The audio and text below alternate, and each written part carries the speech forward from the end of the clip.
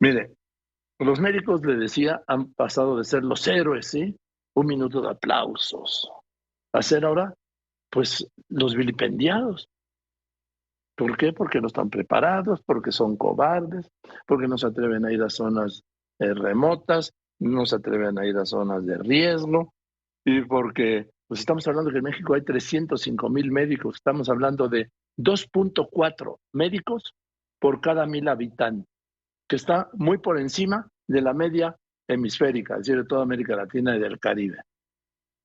La discusión está en la contratación de médicos cubanos que no tienen que cubrir ningún requisito. Acabo de leer los requisitos que tienen que presentar los médicos que que se quieren inscribir para tener uno de estos empleos, porque no sé si sean plazas o contratos, ¿sí? No sabemos. No, hombre. En cambio, los médicos cubanos llegan del avión a trabajar sin que se sepa bien a bien, sin que el Estado mexicano sepa bien a bien si efectivamente son médicos, si efectivamente son especialistas en lo que dicen. No se sabe, porque no presenta ningún documento. Bueno, yo le aprecio mucho al doctor Germán Fajardo Dolci, director de la Facultad de Medicina de la UNAM, de nuestra Facultad de Medicina de la UNAM, y vicepresidente de la Academia Nacional de Medicina. Doctor Fajardo Dolci, me da mucho gusto saludarle. Muchas gracias por contestarme. Buenas tardes. Igualmente, Joaquín, muy buenas tardes. Un gusto estar contigo. Gracias, doctor. A ver, ¿sí faltan médicos? No sé, vamos. ¿Cuál es el análisis que tienen hecho ustedes? Bueno, Joaquín, como tú bien lo mencionabas en la nota introductoria, en nuestro país no hacen falta médicos, ¿no? Los datos que tú dabas son muy claros. Más de 2 médicos, 2.4, para ser preciso, por 1,000 habitantes, que es un promedio mayor al de Latinoamérica y Centroamérica y el Caribe. Entonces, en nuestro país de ninguna manera hacen falta médicos. Hay algo así como 180,000 médicos que se están formando, 180,000 estudiantes de medicina en el país. Entonces, no, lo que nos hace falta son mejores condiciones de trabajo y nos hace falta una mejor distribución de las médicas y los médicos que ya existen en el territorio nacional. Estamos hablando de que el presidente, este programa es para contratar 13,000 y tantos, 13,765 especialistas. El contratar especialistas es parte de la solución del problema, porque yo tengo un amigo, bueno, como todos queremos un amigo muy querido, médico, sí, que me dijo, no, pues el problema es de médicos generales, no de especialistas, pero ¿qué opina el director de la Facultad de Medicina? Por supuesto, Joaquín. A ver, primero destacar que es muy importante, ¿no? Y celebramos que estén contratándose estos más de 13,000 médicos en el país, que se vayan a contratar, que estemos en ese proceso. Sin embargo, son médicos especialistas, como tú bien lo mencionabas, no son médicos generales. Y yo creo que aquí se ha venido dando una discusión, digamos, equivocada, una falsa discusión, porque el tema de fondo debe ser el sistema de salud. Si quieren que hablemos, que se discuta, que se analice, que se proponga sobre médicos, está muy bien, pero el sistema de salud se basa, cualquier sistema de salud en el mundo, en médicos generales, en médicos familiares en todo caso. Es ahí donde tienen que fortalecerse los sistemas de salud, de la base hacia arriba. De 100 pacientes que se atienden en un día, 85 requieren a un médico general o un médico familiar. Entonces, la solución, qué bueno que lo están contratando, repito, pero la solución no está en la contratación de médicos especialistas. Hay otras cosas que hay que promover, que hay que realizar para mejorar el sistema de salud, hablando de recursos humanos. Hay mucho que hacer y no necesariamente la contratación de especialistas. Estoy viendo que los especialistas que están contratando, porque no sé si les dan plaza o no, o solo es un contrato. ¿Usted lo sabe, doctor? No lo sé si es un contrato como fue en la época COVID, digamos, ¿no? O es una plaza la que van a obtener. No está claro en la convocatoria no. Y en todo caso, pues habría que saberlo. Yo creo que parte de las cosas que hay que ver, que analizar, Joaquín, si se quiere hablar de esto, yo creo que hay que analizar a los estudiantes de medicina, las condiciones en las que los estudiantes de medicina trabajan el día de hoy y las remuneraciones que reciben. Creo que es un tema que ha quedado de lado y no podemos dejarlo pasar en pues diría yo, en este esfuerzo que está haciendo el gobierno. Tiene que ser incluidos los estudiantes de medicina. Y me refiero particularmente a dos momentos del estudiante de medicina. Uno, cuando hace el internado médico, que solo para poner en contexto, digamos, para nuestros radioescuchas, es el quinto año del estudiante de medicina. Cuando realiza el internado ya estuvo 5 o 6 años, dependiendo de la escuela, en los hospitales haciendo prácticas, y ahora realiza el internado. Son jornadas de trabajo de entre 60 y 70 horas a la semana. Y el salario que recibe un interno de pregrado son alrededor de 1,900 pesos. Y esto no ha aumentado en los últimos 6 años. Nosotros quisiéramos en esta revisión que se está haciendo que fueran incluidos justamente los internos de pregrado. Y otro pues grupo importante. Ganan más, doctor, los ninis, aunque el presidente sí, por supuesto, se moleste por llamarlo así. Sí. Y aquí los internos trabajan 60, ya dije, por lo menos 60 horas a la semana, ¿no? Hacen guardia en el hospital, duermen en el hospital o pasan la noche, digamos, en el hospital trabajando. Entonces sí es un área de oportunidad que vemos. Y también los pasantes de servicio social, que aquí es justamente donde yo quisiera resaltar, se habla de la falta de compromiso, digamos, ¿no?, de los médicos con las comunidades. Yo quisiera recordar que los médicos somos la única profesión, primero que realiza un servicio social de 1 año. Servicio social de manera exclusiva. Tú no puedes hacer el servicio social como hacen todas las demás profesiones y trabajar, estudiar, hacer alguna otra. Aquí no puedes. Aquí haces el servicio social exclusivo dedicado.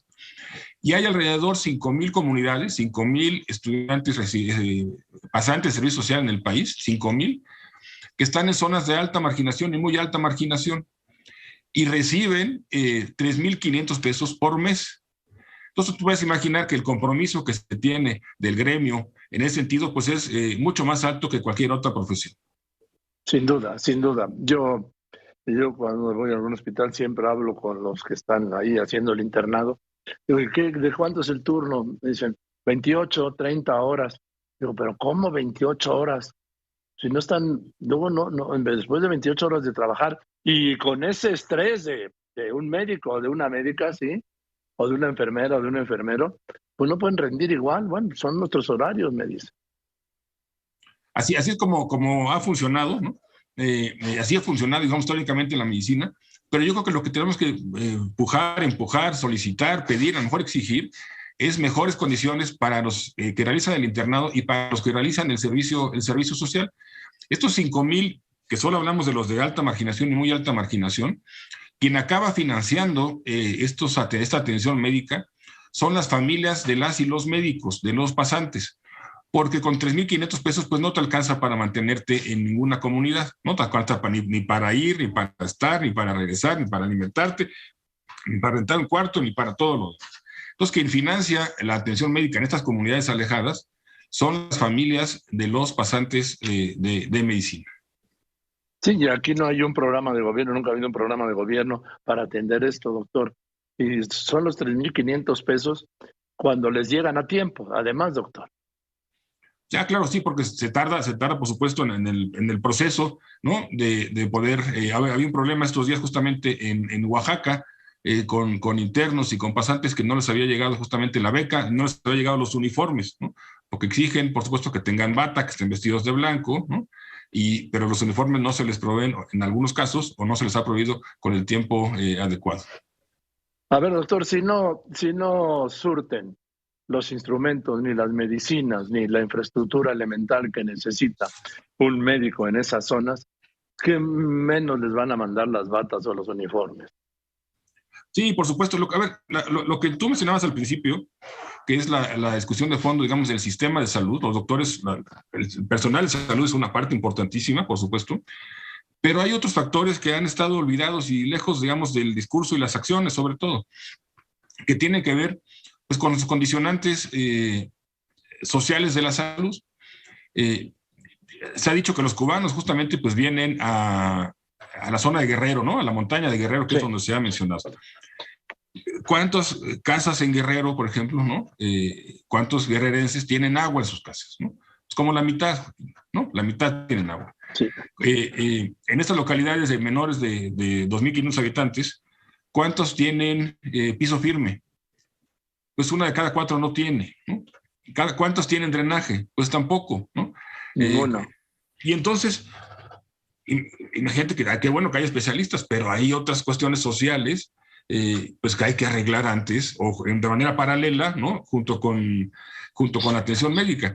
Y estas comunidades lo que requieren son médicos familiares y médicos generales que puedan atenderlas de manera integral y no nada más como diga un especialista, cualquiera que sea, pues saber una parte pequeña de la población, ¿no? Si es ginecólogo, pues a las mujeres, si es pediatra a los niños, dependiendo, digamos, la especialidad que envíen, ¿no? Sí, estoy viendo lo que están, los requisitos, además, todos los requisitos que le están pidiendo a los médicos que quieren ocupar una de esas 13.670 plazas, pues ningún requisito le piden a los médicos cubanos, doctor. Llegan y ya son médicos. Digo, no se sabe si efectivamente son médicos, no pasa ningún trámite, no se certifican, no tienen que presentar o obtener, como sería en el caso de cualquier profesional extranjero, una cédula profesional. En fin, son médicos porque traen bata blanca y porque lo dice el gobierno de Cuba y el gobierno de México. Exacto, pero aquí sí tendríamos que exigir, digamos, al gobierno, pues que contaran con las credenciales mínimas y que realizaran los procesos que tienen que seguir de manera adecuada, que además son largos. Un médico para ejercer en México, además un médico especialista, requiere de pasar los exámenes de los consejos, o sea, además del examen de la institución, del examen de la institución académica, de la institución de educación superior, requiere el examen del consejo. Entonces son varias etapas, digamos, donde hay una garantía de calidad que se le ofrece al paciente, ¿no? Un paciente que va a una institución de salud, que va a un instituto nacional, pues sabe que el médico que está ahí cumplió con estándares mínimos de calidad, ¿no? Ojalá estos personal de salud que venga a México se le exija lo mismo desde el punto de vista legal. Fíjese, doctor, el otro día me decían que la mayoría de los 52.000 médicos que salieron, la mayoría está trabajando en consultorios de farmacias. Digo que es un trabajo muy respetable, pero no se han entregado una vida a la medicina, creo yo, para estar firmando recetas en un despachito, en un consultorio de una farmacia. Sí, claro. Por eso ese dato es tan importante, porque los médicos que quieren hacer una especialidad, que son la mayoría, los que no logran ingresar a hacer esta especialidad, pues tienen que buscar una fuente de ingresos, ¿no? De manera natural. Y en el gobierno, en las plazas, digamos, históricamente, y ahora es un refrendo esta convocatoria que salió, han sido históricamente para médicos especialistas. Entonces el médico general pues tiene que buscar esto que decíamos y sin lugar a dudas encuentra en este espacio de los consultorios aledaños a farmacias un sitio donde desarrollarse, ¿no? De manera digna, por supuesto, pero no es lo que ellos quisieran, ¿no? No es Claro. el estilo de medicina que ellos quieren desarrollarse en el futuro. Mire, doctor, de las 13.765 plazas, sí, está medicina interna, las especialidades, ¿sí? Medicina interna, urgencias médico-quirúrgicas, ginecología y obstetricia, pediatría y anestesiología. Sí, a ver, yo casi te diría que estoy seguro que hay algunas que no se van a llenar, ¿no? Por ejemplo, las de urgencias, de los grandes déficits que tenemos, no estamos formando las y los urgenciólogos que necesita el país. Entonces estamos dando el tratamiento antes del diagnóstico. Si cuando se aumentaron las plazas de residencias hace un par de años hubiera existido de parte del gobierno un diagnóstico preciso, un ejercicio de planeación, de decir cuántas plazas de urgenciólogos, para seguir el mismo ejemplo, necesitamos en el país, y no solo en el país, sino necesitamos en Durango, ¿no? O en Chihuahua, donde las poblaciones, las ciudades donde se requieran. Pues el ejercicio sería más fácil, digamos, y podría ser coordinado en ese sentido. Las unidades de urgencias en muchos casos del país están cubiertas por médicos generales. Entonces habría que buscar otro tipo de soluciones. Ojalá sí se puedan llenar todas estas plazas. Y lo que no sabemos es, es diferente tener un salario, digamos, en una ciudad que tenerlo en una ciudad de menor población, en una ciudad más pequeña, con las condiciones de desarrollo social, digamos, para la médica, ¿no? O para su familia, para sus hijos, en fin, como que debe ser un programa integral de desarrollo y no solamente una plaza. Ahora, doctor, ¿de no le sirve tener un médico con la especialidad en emergencias quirúrgicas y médico-quirúrgicas? Doctor, si no tienen las instalaciones, ni las herramientas o los instrumentos, ni las medicinas, ¿sí? ¿Para qué? No sirve de nada, Bueno, con todo respeto, si no tiene todo el entorno para atender la emergencia médico-quirúrgica. claro, por supuesto. Por eso era importante, en el Seguro Popular existía una figura que era la acreditación, y se acreditaban los establecimientos de salud, se acreditaban. Entonces se tenía la garantía, no solo en el caso de los médicos que estaban certificados, sino que el establecimiento de salud contara con las condiciones mínimas para diferentes procedimientos, para diferentes intervenciones que se tienen que realizar en ese establecimiento, en esa unidad de medicina familiar o en ese centro de salud, en ese hospital rural. Entonces, gente de la propia Secretaría, independiente al Seguro Popular, realizaba esta acreditación y hacía recomendaciones que hacía lo que hacía falta para poder garantizar la atención médica en esas localidades. Bien, doctor, pues le mando un abrazo, doctor Germán Fajardo Dolci, director de la Facultad de Medicina de la UNAM, sí, vicepresidente de la Academia Nacional de Medicina, porque eso es un tema no solo grave, sino preocupante, porque, miren, lo único bueno que han traído el tema de los médicos cubanos es que se abrieron 13.675 plazas, que de otro modo pues no se hubieran abierto, me parece. Sí, por supuesto, yo por eso mencionaba que esto es una buena noticia, sin embargo hay que ver todo lo que está alrededor y cómo se fortalece la medicina general y la atención primaria en nuestro país, además de la formación de los jóvenes en el internado y servicio social. Gracias, doctor, le mando un abrazo y le aprecio mucho. Igualmente, Joaquín, que tengas buena tarde. Saludos. Igualmente, gracias, es el doctor, repito, el doctor Germán Fajardo Dolci, director de la Facultad de Medicina de la UNAM, de la vilipendiada por el presidente de la Universidad Nacional Autónoma de México y vicepresidente de la Academia Nacional de Medicina, nada más, ¿sí? Y expresando sus objeciones.